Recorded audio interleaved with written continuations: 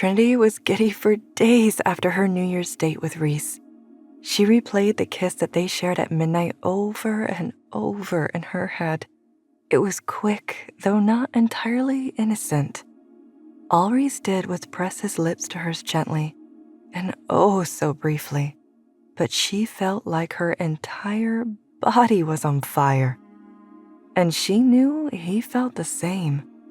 She saw the same passionate fire in his eyes when he said goodnight. He wanted me. Trinity blushed. She wanted him too, more than anything. But there were a few questions that Trinity needed answers to before she could give in. Did he still hate her? Would he reject her? Would he ever love her? After all the excitement of the previous few days, Trinity slept in and had a late breakfast by herself. Her classes wouldn't start for another week, and she wasn't expecting her schedule to be too demanding since she'd be taking them remotely. So she made her way to Lila's room to ask for some advice on the packed daycare that she wanted to launch. "Come in," Lila called when Trinity knocked. "So, the Sleeping Beauty emerges," Lila joked. "I was worried you wouldn't wake for another 7 years. "I'm sorry," Trinity laughed. "I must have really needed the sleep." "Can I tell you a secret?" Lila lowered her voice. "I think my son loves an opportunity to carry you to bed." Trinity blushed. Lila was right. There was the time when Trinity had fallen asleep in the library, again when she was unconscious at Riley's pack house, and again when Trinity had almost drowned. She visualized Reece effortlessly carrying her in his strong arms. Oh, goddess. Trinity's face flushed a brighter red. Why am I just realizing this now? "Luna," Lila giggled. "Come back to me." "Sorry." Trinity shook herself out of her memories. "I must still be waking up." "No need to apologize. I understand better than anyone.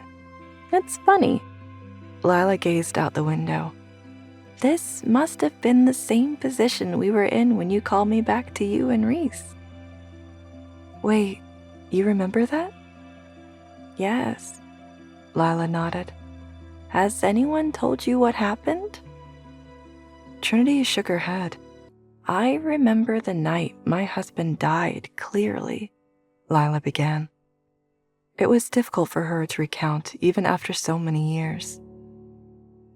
"I remember going with him and a group of pack wolves, including my cousin Stephen, to sign a treaty between packs.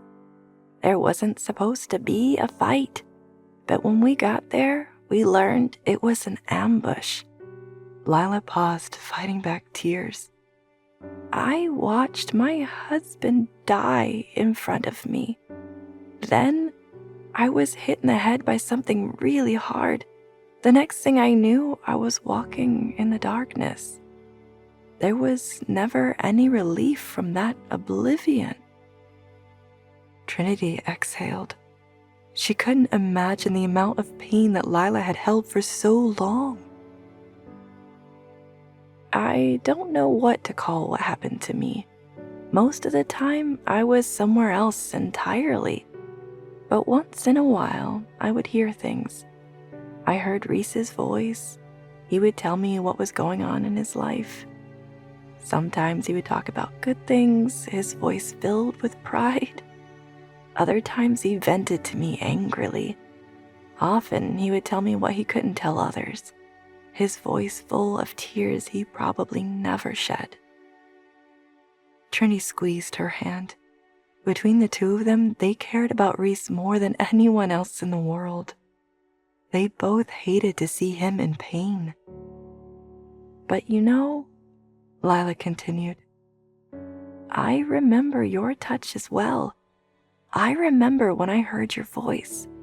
I felt someone touch my hand, and when I looked down at it, where there had only ever been darkness before, I saw a thin white line attached to my palm. It was the first thing I had seen in that darkness, ever." What was it? Trinity was breathless. It was you, Trinity. Tears silently flowed down Lila's cheeks. You guided me back. You wanted me to come save my son, and you took my hand and guided me home. I don't understand. Trinity shook her head. How could I do that? How could I guide you back? You're special, Trinity. Reece has told me so as well. He said how you're not like the others. Yeah, because I don't have a wolf. Not because I'm someone who can do anything amazing. Are you sure about that? Lila broke into a confident smile. I followed you, Trinity. When I came back, I knew your voice. You brought me home because you're special. So many memories were flooding back to her. The time in the woods when she could smell the warlocks and Reece couldn't. When she could see them and Reece couldn't. How she never got a wolf. All of the things that marked her as different from everyone else, they were all coming back to her at once. What am I, exactly? Where do I belong? Who am I? These were the questions that Trinity desperately wanted answered, but she was never likely to find out. Want to know what happens next? Click on the link in the description below to watch further episodes of Chosen by Fate, Rejected by the Alpha.